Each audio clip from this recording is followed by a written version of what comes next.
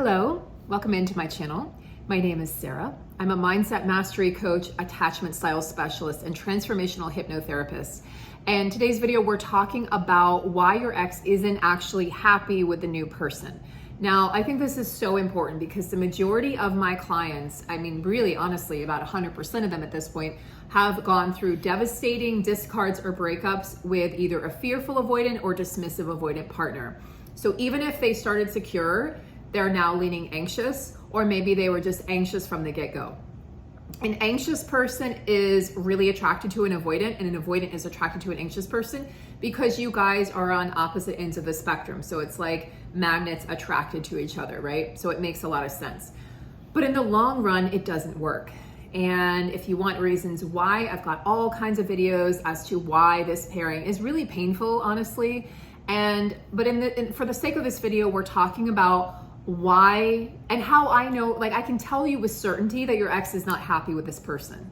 I've heard the stories, guys, every single day I work with clients, 6 days a week. And I'm here to tell you that even no matter what it looks like on social media, no matter what they're telling you or what family or friends are telling you or whatever you're seeing, or even just those intrusive thoughts that are telling you maybe that you're not enough, because ultimately that not enough wound that every single human being on earth carries and needs to find a way to overcome will convince you that this person is enough, this new person. When in reality, what's going on is the following.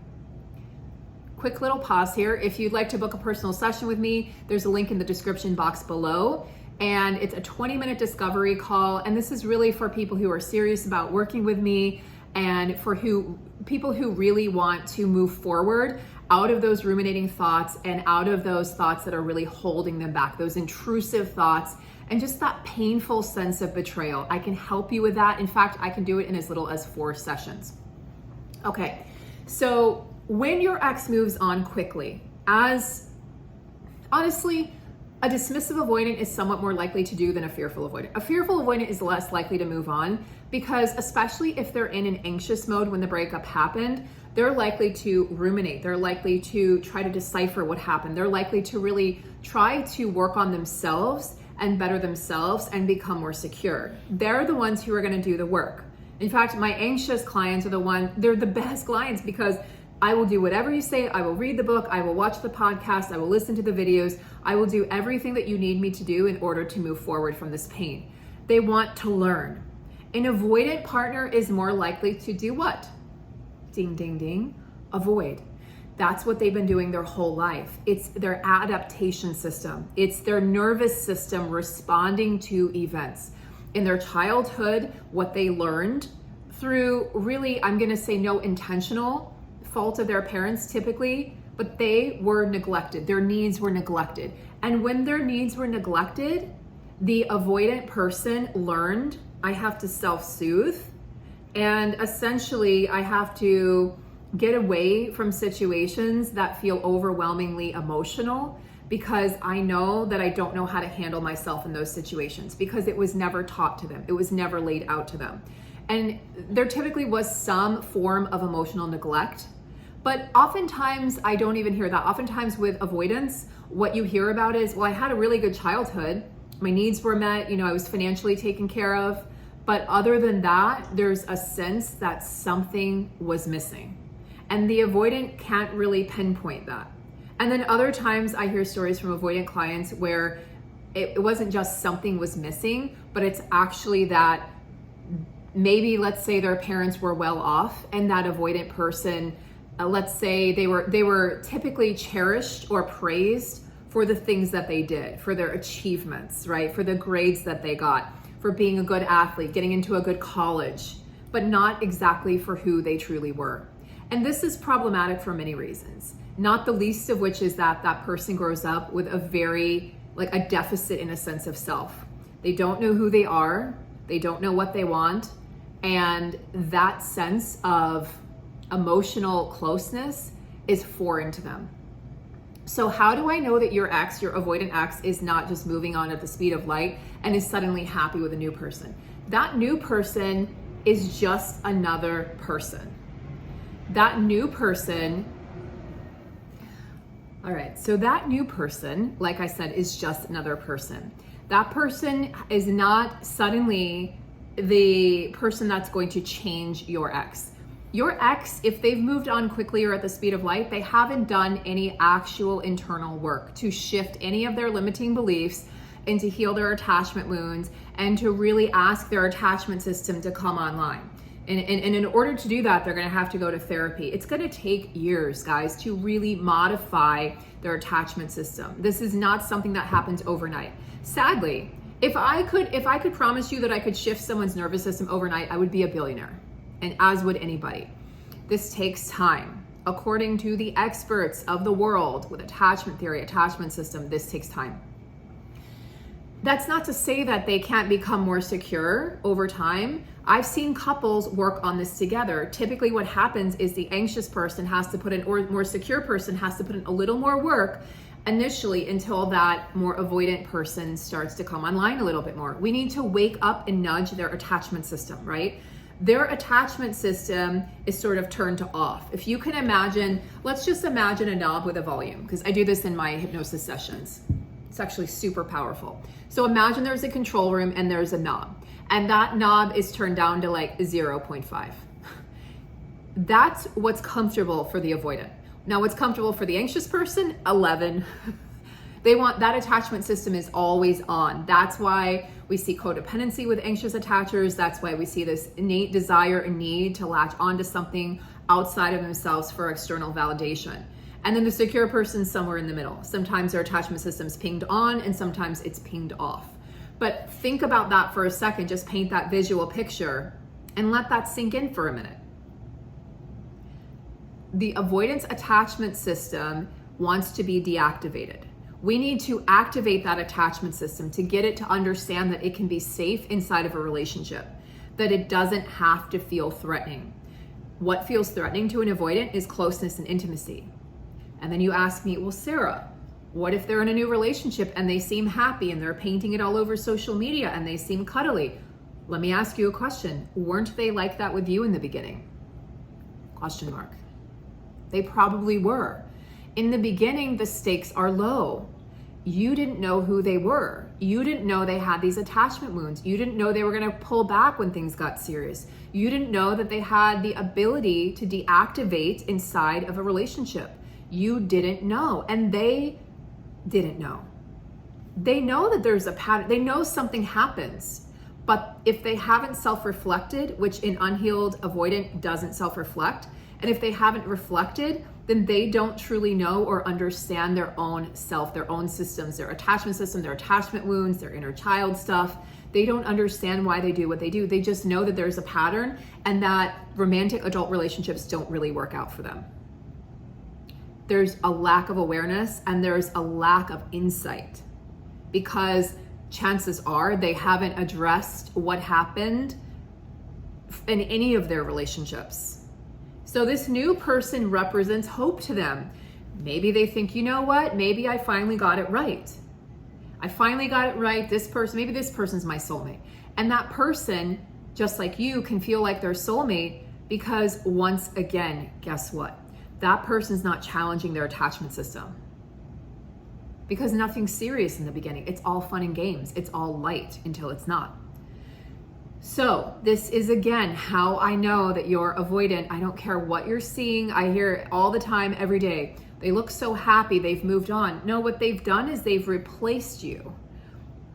That's not the same as moving on. When you truly move on, you take the time to be by yourself and heal, like hopefully you're doing as my viewer. You take the time to be alone. You take the time to know yourself. You take the time to self-reflect. What was my role in that relationship ending? What did I do? What could I have done differently? And until your avoidant ex-partner is able to address these things and be really, really crucially honest with themselves, they're not changing. Nothing has changed.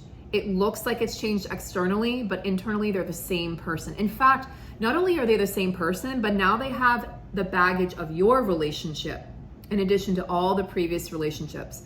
So that new person is actually getting less of them than you did. And it's going to continue like this in fractions until eventually they reach their breaking point. What is the breaking point for an avoidant? I don't know. I really don't know. I think sometimes we can think, oh, that's got to be the breaking point, right? A marriage dissolving, or losing custody of a child, or, you know, maybe they go on a bender, you know, and they're drinking for 2 days straight, and you think that's got to be their rock bottom. They're doing all these things to avoid themselves, but that's not necessarily rock bottom. I think what is rock bottom for an avoidant, is going to be very personal and unique for each situation and each person. And I don't think we can try to determine what that is. I think everybody has their own life experiences, and everyone has their breaking point. There is a breaking point. Will they reach that before death? I don't know. I don't have that magic ball, you know. I'm a healing fearful avoidant, and I can tell you that as a fearful avoidant, I dove right in. I was also leaning more anxious at the end of the marriage, but I dove right in to understand attachment wounds and understand what just happened, because it was so perplexing and so confusing. What your avoidant partner did is deny, convince themselves that you're just not a good match, convince themselves, you know what, we're just not compatible. That's like the number one thing I hear from avoidants. We just weren't compatible. And then they move on. And it's usually about 6 months later that they're like, wait a minute. They can be with that new person. And about the 6 month mark or 4 month mark is when that new relationship's gonna there's gonna start to be cracks in that new relationship as that new person starts to make demands of the avoidant partner. And suddenly the cycle is gonna repeat. And guess what? That person's also going to be let down. There is no magical fix, guys. And we cannot, I just said this to a client today, and I think it's so profoundly, if you're a visual person, see if you can visualize this, because I think it's really powerful. You have a life vest, and you need that life vest because you never know when you're going to need to use it. Your avoidant partner has a life vest also. And that avoidant partner is asking, they're like, hey, I need your life vest. Or you just decide, if you're codependent, I want to give you my life vest. But then you're abandoning yourself. You're abandoning your needs and your wants. And you're drowning over here, but you're saving them. They don't even care that you're saving them because they don't even know that they're drowning. Do you see what I'm saying? So it's really important that you don't self-abandon. It's really important that you keep your own life vest. That avoidant person has to find their own life vest. They have to decide enough is enough. The pain has to cut them so deeply. And there has to be repercussions to their behavior. You have to hold them accountable. They don't like it. And yeah, they're gonna go hide, they're gonna run away, they're gonna block you, they're gonna discard you. You have to hold them accountable. Maybe nobody's held them accountable up to this point in their life. That's the only way somebody learns. We don't learn when somebody makes excuses for us. We don't learn when somebody throws us their own life vest. How we learn is saying, you know what? Yeah, that looks pretty painful and that looks pretty challenging. I hope you get through it. But we don't self-sacrifice and we don't self-abandon. That avoidant partner is likely to come back. And I have a video, it's a very popular video I did maybe a week or so ago about what to do when they text. They will text. I recommend you say no contact. The minute that you start to have needs again, if that person is unhealed, it will fall apart again. You're gonna repeat the cycle ad infinitum until something changes. Nothing changes until something changes. Sounds ridiculous, but it's true. That new person is getting the best of the avoidant partner, just like you did in the beginning. That new person is you. It's you all over again.